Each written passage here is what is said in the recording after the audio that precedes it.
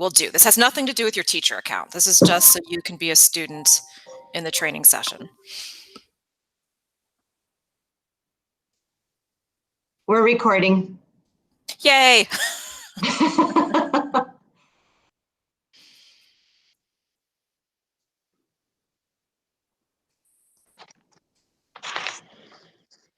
And just so you know, I'm going to have to put this link in the chat again because people can't see it if they're not in yet, which was a little something to get used to.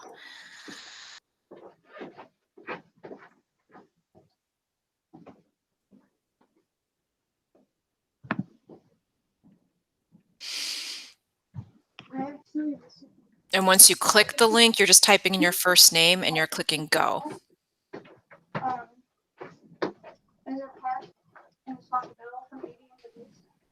Okay, so 3 more people came in, so I'm going to post the link again. This link lets you get into my training classroom, and you're going to click, you're going to put your name in and then click go. That's just your first name.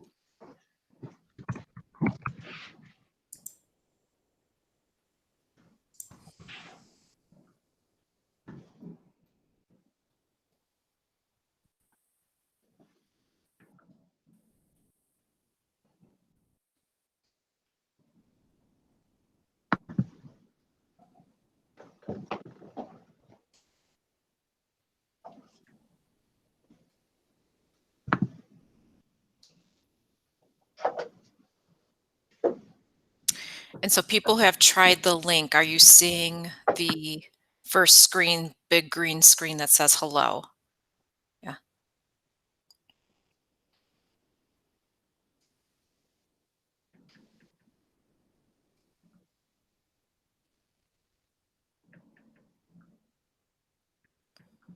Okay, I'm going to have one more moment here. This is the link if you just entered. You're going to click it to enter the training classroom. And then you're going to just put your first name and then click go.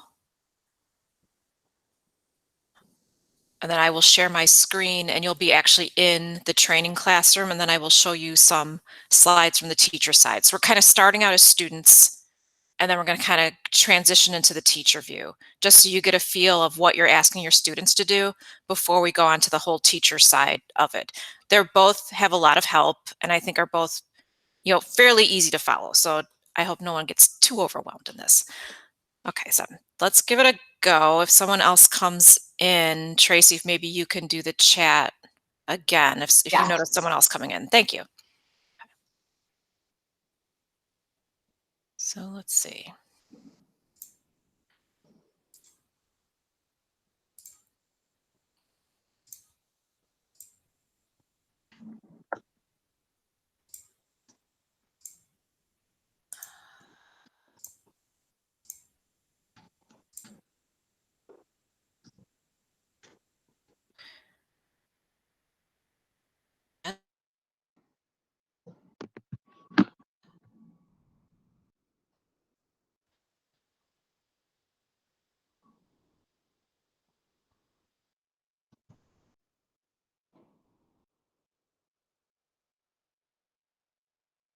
Put in and how we could assign different points to it.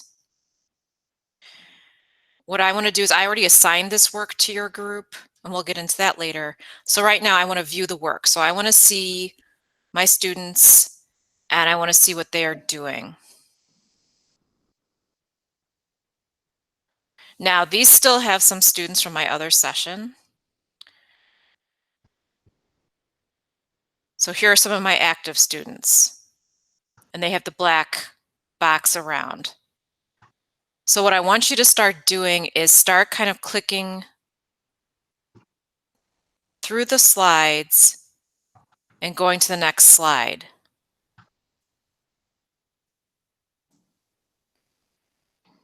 And these slides, they're giving you an idea of all the features that are in the Classkick. So it's giving you some different examples. It's going to give you a little drawing task. It's going to give you a move items around task. it's going to ask you at one point to raise your hand. So don't get too stuck on these. This is just something simple to just practice a little bit. It's going to give you some text boxes to type in. What's nice is when you do sign up, you get these first 7 slides as your first assignment. So this is something you can have your own students walk through so they get used to all the tools. I think the biggest bonus of this, aside from Pear Deck, is that you can raise your hand as a student. And you'll see, I think it's on the map 1, slide 6, I think, asks you to raise your hand. And then when the hand is raised, you can get attention from the teacher and a whole different chat window can pop up.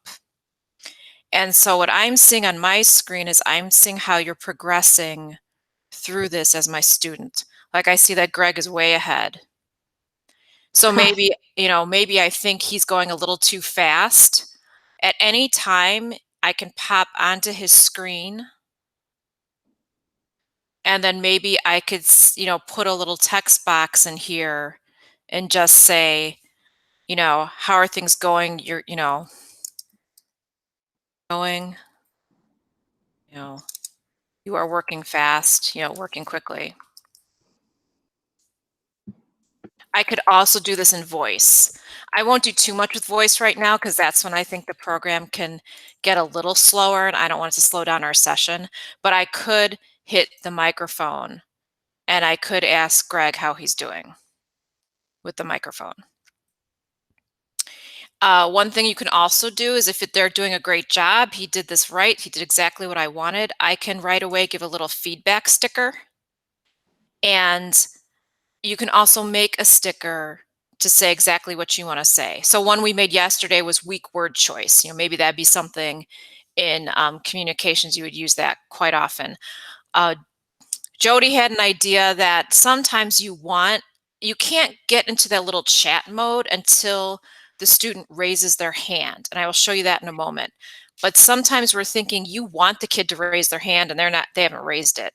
So that maybe you need we thought about making a little sticker that says, please click on raise your hand. And you can make this graphic, you can change the image. Maybe you would get an image that actually had like a little hand on it. Or maybe we'll do idea for now. Okay. So maybe this could be something kind of a, hey, I'm not sure you're kind of working what I'm thinking, something's going on. So how about that as a little sticker you could add as your own? I'm going to go back to the slide that you saw. And here we go. Here's a hand. And this is a hand raise. So you'll see that this was a slide. They looked through it and they hit the little hand raise. Then what I can do as a teacher, it gives me the notice of who has their hand raised. So I can go right to this person and see what they need.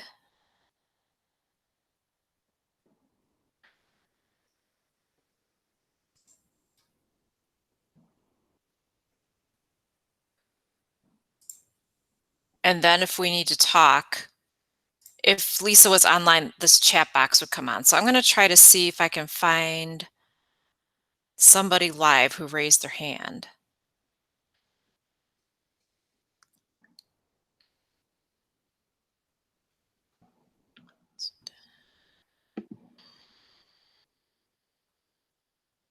Ronit here. Ronit here has told me she needs some help. Okay. So here I am. I came on Ronit's slide. Here's the help center. She can put her hand down. I can type a message here. So what are you confused about?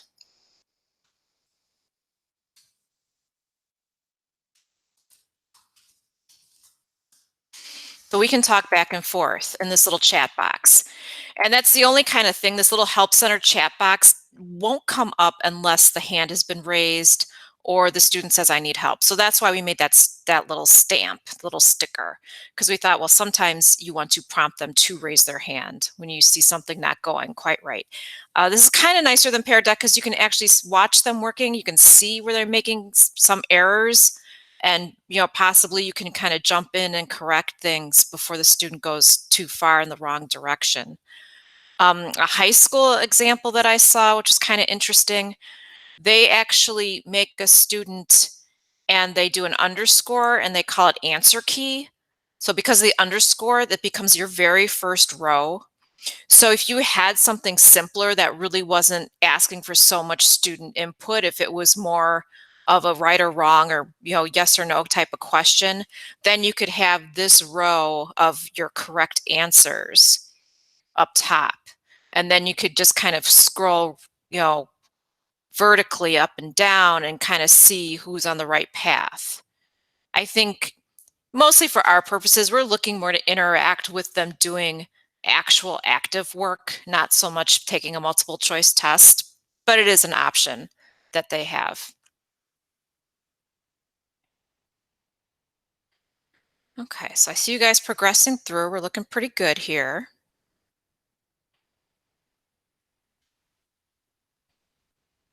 All right. So then once you get to the slide,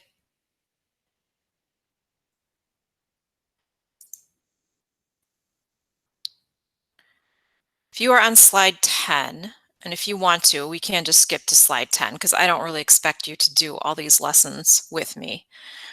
If you skip to slide 10, you're going to start to see some screenshots as to how this looks on the teacher side. Okay. And you saw this a little bit before because I was sharing my tab with you. So I was sharing with you this teacher tab, and I explained how some people made this first row their answer key. And you can see where the students are working by the black box that is around the slide that you asked them to work on. And you have your different tools as a teacher up above. I could also click pen mode, highlighter mode, so I could highlight something on their screen. I could scroll something on my laptop, which I don't know, that doesn't always look so great. It's this kind of deal. I think you're probably better off just doing that text box, or I think that sticker thing is pretty slick too, because that saves a lot of time. That please click to raise your hand thing, I thought was pretty good. You could also share a picture if you needed to, a screenshot you took maybe of something. You could throw in a link. You could also throw in your voice and talk to them. But I think they have to click on it to hear it. So there is a little time lag with your voice. Just know you're making an audio file and you're sending it over. So I think if there's any lag in this program, you're probably going to find it a little more so with the audio files. Whereas if you're just typing and doing the stickers, I think that's probably the fastest medium to communicate back and forth.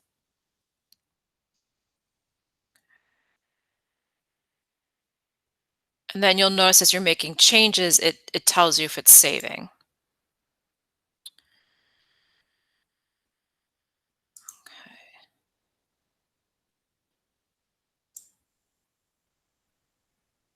All right.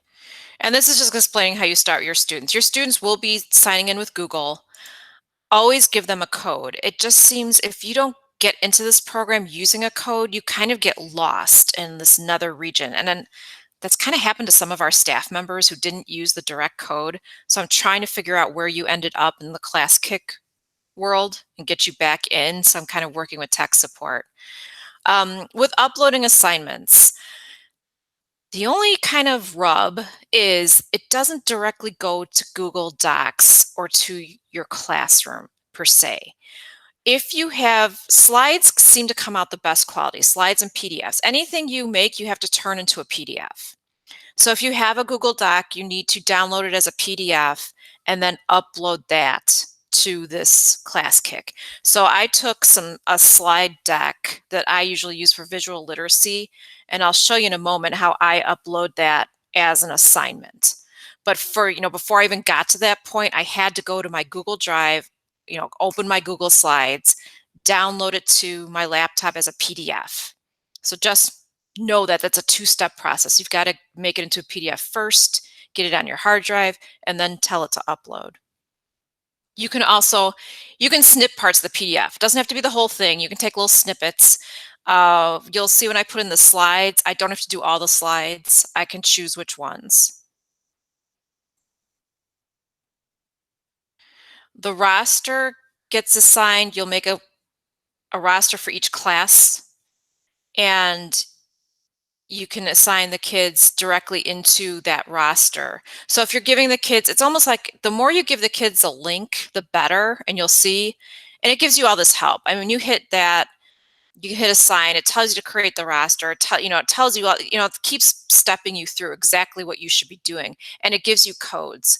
And the more you have the students getting the codes, that means they're getting exactly to where they need to be.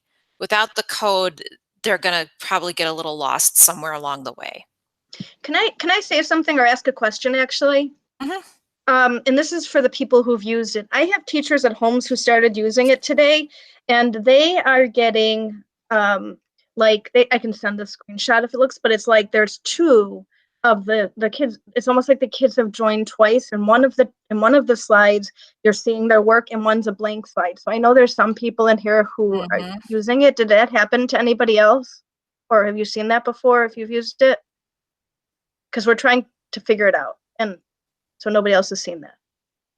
Okay, so that's the end of my question. No, yes, sorry. I've seen that, and I emailed tech support actually as to why, because then I'd have kids logging in with multiple names, and I'm trying to find the email, I'm sorry. But there's an option when you are on your main screen, like your home screen, and you go to rosters, which is where you would have added your classes. Mm-hmm. And then when you're actually on a class, in the upper right-hand corner, you have your 3 dots, and you have a lock option, and you can lock like whatever you originally assign your roster as, you can lock that roster so no one can add in any extra names. So I was a little late to the game in locking my roster. Yeah, so click on your actual like participants. And then in the upper right, you have your 3 dots. And then that you click on your lock options, and then so you want to lock that roster so it'll prevent anyone from having your goofy names. So I don't know if when you originally import like your Google Classroom, if you lock it right away, if that will prevent the additional names, because obviously I was too late to it. But that was one thing that I found, oh, well, that's great. Now I only have 56 students in one class instead of, my original 26. So that was something that could be helpful moving forward. So maybe what you would want to do is, before you get way too involved in the rabbit hole with this, is you could go in here and delete some of those goofy names. The only thing is, once you delete someone's name, you're going to delete all their work. So you have to be mindful of if they have any assignments done under that one goofy name or not. So you just have to be careful.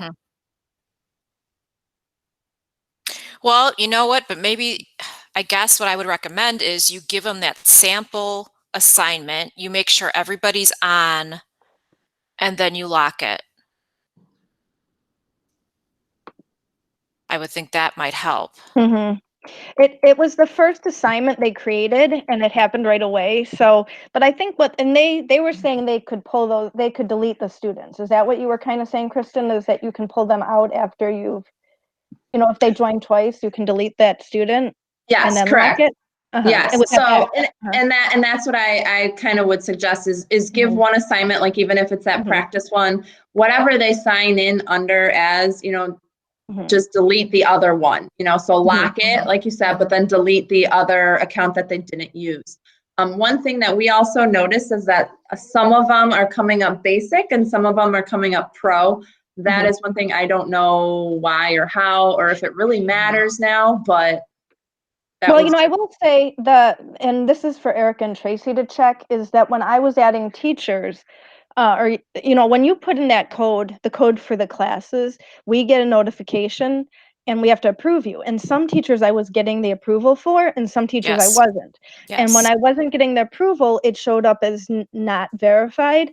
And even when it showed, and so then I would try and change it to verify them, and it wouldn't let me. And so then I wrote to the tech support, and they said that they would fix it. But I'm wondering if some of those teachers who are non-verified, if when they add the kids, that's the ones that are getting put on as basic. So that might be something to look at. I haven't looked at my kid list yet, and I don't know how you change it. And I don't know, like you said, I don't know if it matters either.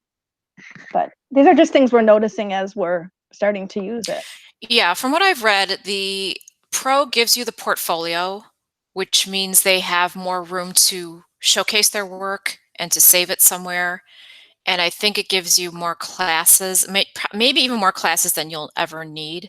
Because I think it gave almost 18 in the free version, which even our exploratory teachers aren't going to need that many at this point in the school year. Mm-hmm. So we might be okay just on the basic, but yeah, there are some problems, and that's a Jody, Tracy, Erica problem. So don't even get too concerned down that rabbit hole. So let me just finish up with, so this would be your roster of students. In this case, you are my students. And I didn't show you how to add an assignment yet. So let me go back. So that was my roster. So when I had you sign in with that code, you got onto my roster. There are other ways to get your students in. You can add them through your Google Classroom, is probably the safest way. You could also have them sign in with Google. And when they do sign in with Google, then you're not going to get the crazy names because it grabs their actual Google, name from their Google account. So those are the two ways I would do this. Don't have them sign up the way I had you sign up. I had you sign up a totally different way because I wanted to protect your teacher account. I didn't want to touch your teacher account for this little demonstration. So really, these accounts that you made are not connected to you in any way. So if I were making an assignment, I'm back here in my assignments area. And I would tell it, pretty easy, hit the green, tell it I want either a new blank one, either you're just going to create all the files yourself, or if you already have some PDFs from your drive and you're going to grab them. So you have to do that step first, because when you hit create from file, you'll see, you're just going to see the hard drive of your laptop. And this is where I'm very thankful the district did not buy us Chromebooks, because if they had, this would have been almost impossible to do. But the fact that we have a real Windows functioning laptop makes a difference. So this was a writing units of study. This is a visual literacy example. This was kids getting ready to make Google Sites. And this assignment is about using pictures to tell your story. That why it's important when we use a Google site, why it's important the choices we're making. And the topic of this was climate change. So here, there are 6 slides in this series. If the more slides you put in, the longer this is going to take to upload. And I would say if you have something with a lot of slides and it's kind of complicated, I would do it at night, because it just seems during the school hours, this Classkick is getting some network slowdown. So if you've got a really important thing and it's 20 slides and you want them to go through it, do it at night. So we're just going to tell it, I'm not going to say insert all, I'm just going to say do the one. If I had a question to grab or add, I could do that. I can just leave it blank because I can add questions later. And so I'm going to say, yeah, I could hit add another and put a bunch more slides here, but I'm just going to finish just so it's a smaller file. And you'll kind of see it spinning. I will tell you, when I first started playing with this at 8 o'clock at night, I didn't see any spinning. There was no hesitation. It just went right through. So this would be my assignment of visual literacy. And I might put here, this goes with writing units of study. I forget which book it was, but it was something. It's 6th grade.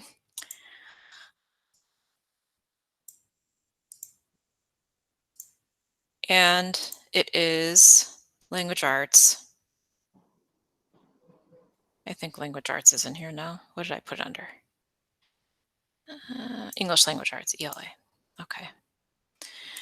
Private to only my students is probably how you're going to use this most of the time. Shared is if you think it's great and can be on the shared thing where you see other people's lessons. And then that is pretty much my assignment. Now it doesn't go to anybody yet. So I have to then, so if I want to edit, if I want to add, it gives me all these options right here. So I'm not stuck. And if I want to assign a roster, that's how this assignment gets to my students. So I hit yes, please assign this.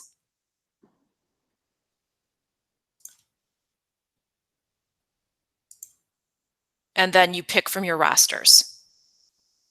Okay, so you would have your rosters of, core 1, core 2, core 3, or if you're in Explo, it might be interesting to decide how you want to set this up. If you want 6th, 7th, and 8th grade rosters, or if you actually do want completely different setups for each class.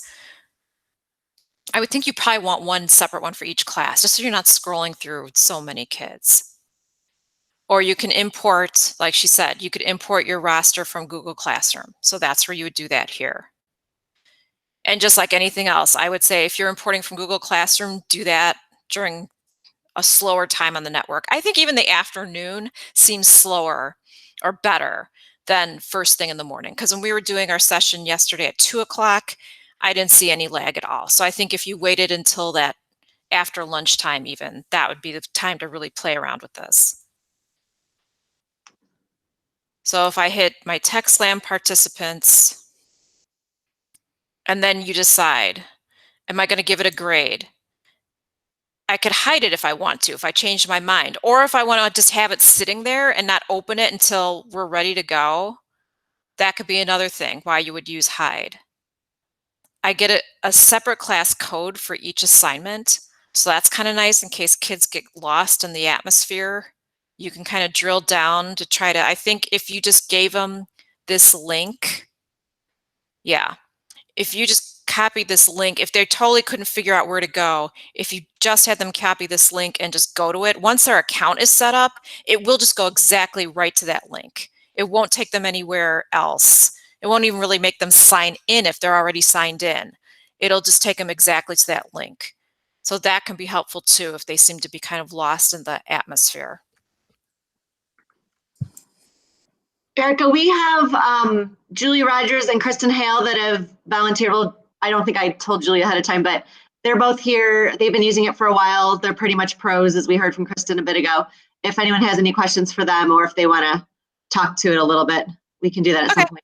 I'll stop sharing my screen. I think that's about all I have to share with you right now. So let me take my presenting off. And please open your microphones if you have any questions.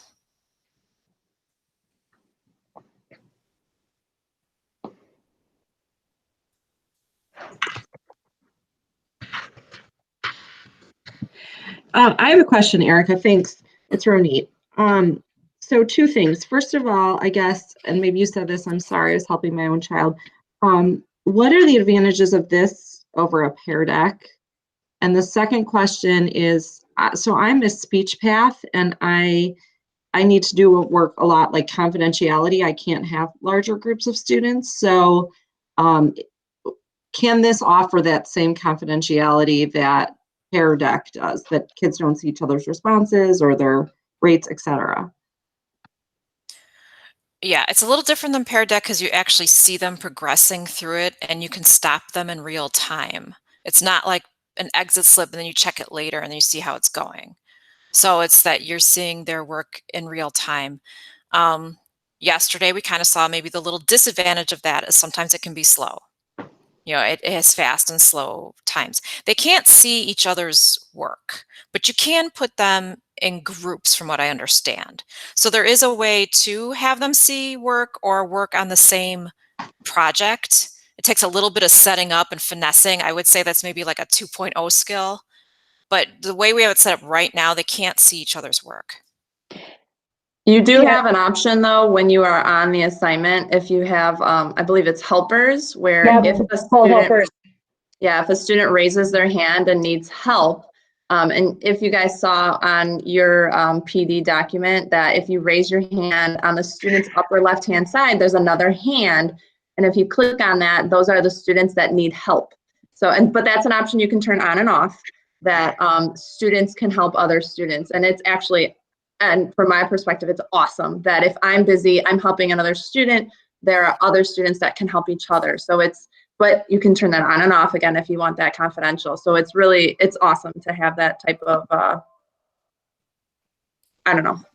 thing to help them with. Yeah, here, just to give you a look-see, I'll show you that really quick.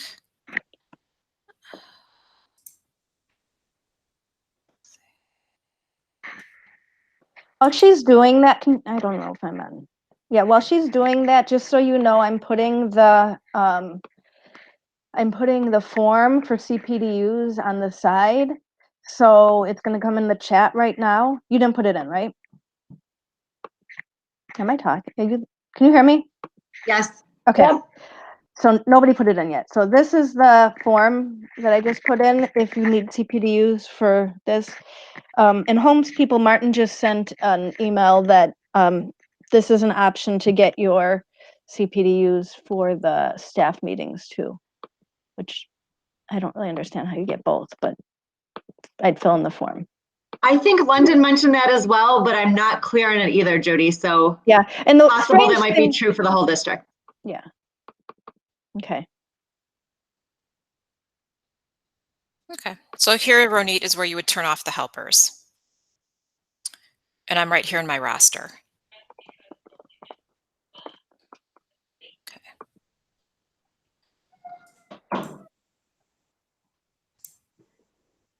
So I have a quick question. If kids have already set up an account through another class, then if I just give them the code, they can just automatically go directly to my assignment? Yeah, I would give them the direct code to your assignment then. Okay, so how do I know if kids have an account in another, or have joined in another class?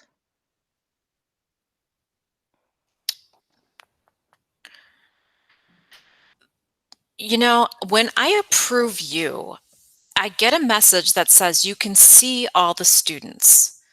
So my belief is when I approve you and you are in as a teacher, you can see a roster of every Cooper student who has signed up. And right now, if you look, there's not many there right now. There's about, I don't know, 70 of them.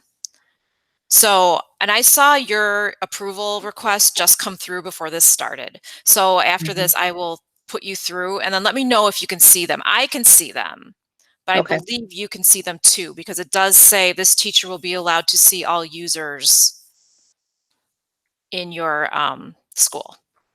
Yeah, Okay, that's a little thank you. confusing. I don't really understand it either, but it'll be interesting to see if people who aren't showing as verified tell me something that they can't do. And I would think the unverified, that's what they can't do. Because when you're verifying, it says allow this person to see all the students. So that to me is a security issue. Right. I just And didn't know if it was in their class, like they can't see the, whatever, it doesn't. yeah, we'll see. Yeah.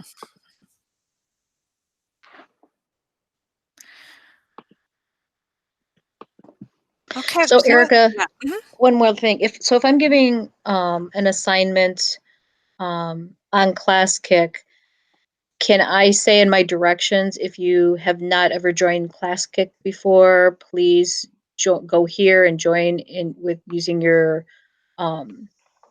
Yeah. using Yeah. Google? If you don't want to drop all the rosters in from your classroom, yes. Okay, And tell so them if I they do have to drop, sign in using Google. okay, so if I do drop the rosters in, then I don't have to worry about that. Exactly. And then, I can just give them the code. and you the know link. what? If you drop them in yourself, I would almost go to that assignment right away and lock it. And lock it. Okay. Because if you're dropping in everybody yourself, you don't want anyone signing into it. So I would think you could lock it. Okay. Thank you.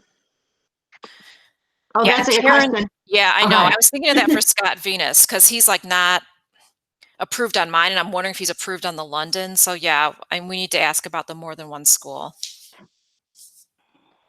You can also add co-teachers to this fairly easily.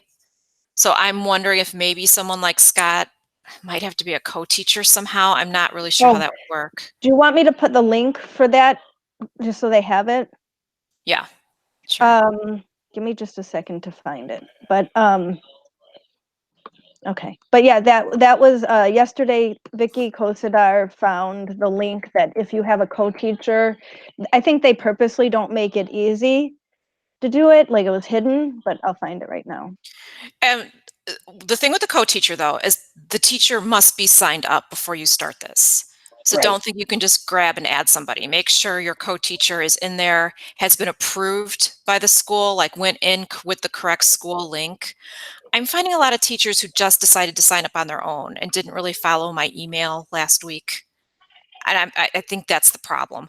So make sure they're following the email that they received from one of the three of us last week. I know the code expires in 5 days, so I'm guessing tomorrow I'm going to have to send a new email with a new code. But if you go in a different way, then you're not connected to the school.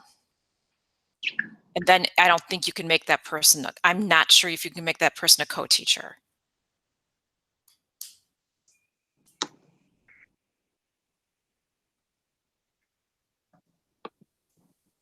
Okay. I had a quick question actually about that. School. So I signed on. Erica, I don't know if you saw me and I was approved or not, but it says You're in I'm a on weird like. cycle. Yeah. Yeah. You're one of my, I don't know. Okay. I'm Okay. Because trying to get help. I still can't find Cooper as my Right. school. Okay. Okay. No, Okay. that's something that shows up for everybody. I don't know why, but so when I first joined for Holmes, I created it and it said find your school. I couldn't find my school. I was like, oh, that's fine because I'm probably the first one to find it. And then I just sent the information to everybody, and every single person said they couldn't find Holmes, even though I had created it already. So I just told them to type it in, and then they still showed up in my roster. So as long as you have that code, I think even if you type in, you might want to decide that you're all typing it a certain way. Like for us, we all typed in Holmes Middle School and instead of Oliver Wendell Holmes. But so if you all decide as a school, it might make it easier to combine. But Well, but Becky's one of those weird cases. I see her and I can't change her from a no to a yes. right, and that's what happened with me. And that's when I wrote the tech help, and she said Yeah. she would fix them for me. Yeah. So Well, okay. Okay. Let's hope. I'll just be Julie in and limbo. Kristen, how have your kids liked Classkick? How have you liked it? Any advice for new teachers trying this out? One of the things that I feel like I just need to remind them is that they don't need to check in on every page. I have a few students who are constantly raising their hand on every page. And it's, clearly slowing down the assistance that I can give to everybody else. So I've kind of had to remind some of them, like ask when you legit have a question, but you don't need to check in every page. It also helps too, and again, this is a little bit of trial and error. The first assignment I think I did, I forgot to put the grades on there or the grading, so they didn't get the feedback right away if it was correct or not, which caused, I think, some of the frustration and anxiety on that end. So that, take the extra time at the beginning to set up, especially when you're using it for math. I bet Kristen will agree on this, is try to figure out all the possible answers that they could come up with. Like we're doing one with decimals right now. And like one of the answers, instead of just having it as 0.4 as one possible answer, we've put 0.4, 0.40, 0.40. So literally when you do it, just try to come up with every possible answer. And it kind of saves some of that, answering the 700 questions as you go. I mean, I've found this to be very helpful and useful. I wouldn't use this for a really, really long assignment. I think for our purpose right now, just kind of checking in with progress, I'm finding it very successful. Most of the kids, like it because it's not too long. Yeah, I don't know. That's my 2 cents. I would agree with that. I think finding the multiple answers, just like we're doing solving equations, it's like x plus 5, 5 plus x, and the spacing in between, like x space plus space, like there's a lot. But what I've also learned is I kind of let the kids come up with the answers. And if I'm like, oh yeah, that one is right too. And then I just add it to my answer bank as I go along, and it saves instantaneously, which is really nice. I also used it for a science study guide.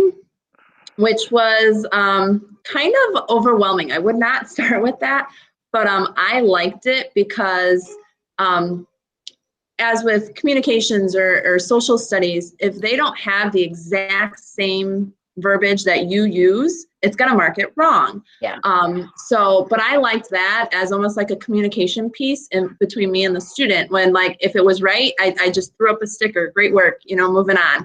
And some kids were like, wait, is this right? And they were questioning themselves, but then I could have that, I just threw up a text box and said, no, you're doing it right. It might mark it wrong, keep going. So that was really nice that I could use it for more than just math, where I feel math is so easy to use this with because it's one right or wrong answer, and then move on. But that was really nice. We also have been sharing amongst our 8th grade math team. So like if someone creates something, then they'll throw it out to other team members, which is really nice. You can share assignments from teacher to teacher on Classkick. And in a way, it's kind of nice because then they've already have the answers up and multiple answers that are possible, which is nice to look at as well. Kevin, it says, does it save for all classes if you make multiple classes? If you assign it to whatever class you assign it to, it'll save it. So it's like, I have, because I have so many assignments, I now have folders for math. I have a folder for science. So all of them are saved in there. Now, I have hidden some assignments that were like 2 weeks ago. And I don't want kids going back and doing those assignments. And I'll have kids say that I can't get into this assignment. Well, honey, that was 2 weeks ago. I don't really care about that now. Let's focus on the now. So that's kind of nice that some kids take that burden off of them, that they don't need to do the assignment. I have a question for the people who've been using it. I'm just curious. Have you used the student helping student thing, and how's it gone? Or have you not used it? I've had a student, and again, like I said, I've learned a lot through trial and error. I forgot that I had helpers button on. So I went to go ask a question, and another student had already actually answered it in a really polite and pleasant way. Again, that's probably one of my amazing upper echelon students. But we all know So that when the peers help peers, it can be more beneficial than a teacher. How did the student know that the other student had a question? Because he saw the hand go up? Obviously they were either on that slide or some sort and saw the hand go up. I'm not exactly sure how they figured out that somebody needed help, but they answered the question right then and there, literally just in the same area that you would put like your chat in. That's exactly where the student, oh, try this, blah, blah, blah, blah, blah. And it worked. That's pretty cool, actually. It is. I mean, it definitely helps it's just your peer relations right there and there. They're not getting that, especially now, they're not getting that without being in the classroom. So a little bit of that peer-to-peer connection with this is definitely beneficial for all. It also says like if so-and-so is helping so-and-so, so you can see who is helping other kids out. Okay.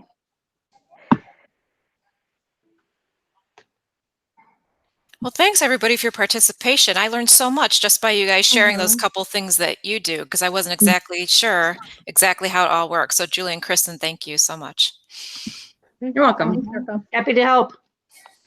And again, the one thing I'll jump on, like just Kristen mentioned too, in 7th grade over at London, we literally are trying to just help each other out with balancing this crazy world that we're in right now and managing our home life in school.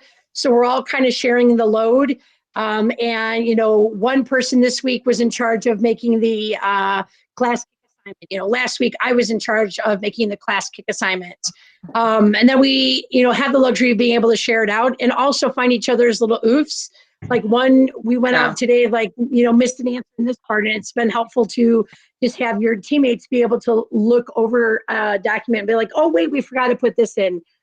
So I'm finding it's collaborating, as a team without obviously sitting next to each other to do it. So it's nice to be able to share it with your teammates when we're all trying to do the same thing. So I strongly recommend doing that, helping each other out.